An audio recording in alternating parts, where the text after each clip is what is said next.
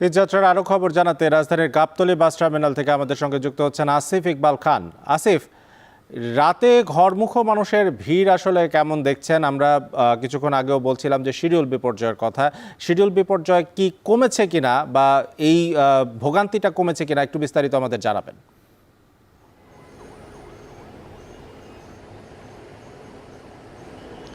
আরিফিন, ভোগান্তির কথা যদি বলি, এখন রাতে ভোগান্তির পরিমাণটা একটু বেড়েছে বলেই আসলে প্রতীয়মান হচ্ছে। যেহেতু আজকে শেষ কর্মদিবস সরকারি ছুটির আগে, সেহেতু আজকে আমরা দেখেছি যে অফিস শেষ হওয়ার পরপরই কিন্তু যাত্রীদের একটি চাপ সড়কে লক্ষ্য করা গেছে এবং সব যাত্রীরাই কিন্তু নারীর টানে বাড়ি ফেরার যে চেষ্টাটি সেটি করছিলেন। তো একসাথে অনেক যাত্রী যখন চেষ্টা করছিলেন বাড়ির পথে ফেরার, সেই চাপটি কিন্তু স্বাভাবিকভাবেই সড়কে দৃশ্যমান হচ্ছে।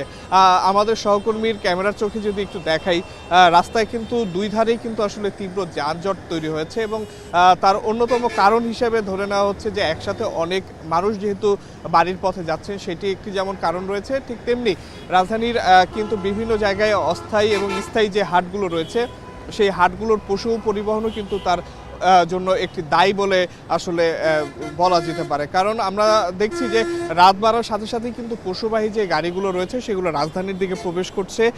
ঠিক তেমনি কিন্তু আমরা দেখছি যে অনেকেই কিন্তু তাদের পছন্দের পশুটি হাট থেকে কিনে বাড়ির পথে যাচ্ছেন।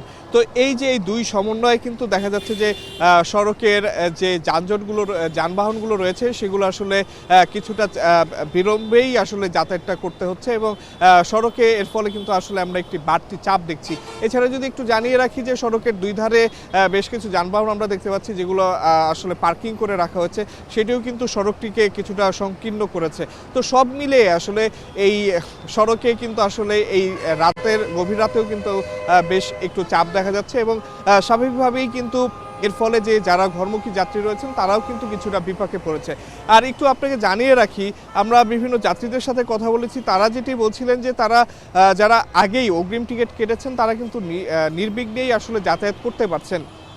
কোনো বাড়তি ভাড়া বা কোনো ভোগান্তির অভিযোগ কিন্তু তাদের আমরা পাইনি। কিন্তু যারা তাৎক্ষণিকভাবে এসে, অর্থাৎ আগে টিকিট কাটেননি, শেষ সময় এসে টিকিট জোগাড়ের চেষ্টা করছেন, তাদের অনেকের কাছেই কিন্তু আমরা অভিযোগ শুনেছি যে বেশি ভাড়া নেওয়া হচ্ছে। আমরা বাস যেই কাউন্টারের যারা আছেন তাদের সাথে কথা বলেছি, তারা স্বাভাবিকভাবেই যেটি করে থাকেন, তারা অস্বীকার করছেন অতিরিক্ত ভাড়া নেওয়ার কথা। তো সব মিলে আসলে এখন গভীর রাত হলেও কিন্তু সড়কে ঘরমুখী যাত্রীরা, যেহেতু অনেক যাত্রী একসাথে যাচ্ছেন, একটি চাপ দেখা যাচ্ছে এবং সামনের দিনগুলোতে এই চাপ আরো বাড়বে বলে কিন্তু ধারণা করা হচ্ছে। তো এই ছিল আমার কাছে সর্বশেষ। আরিফিন।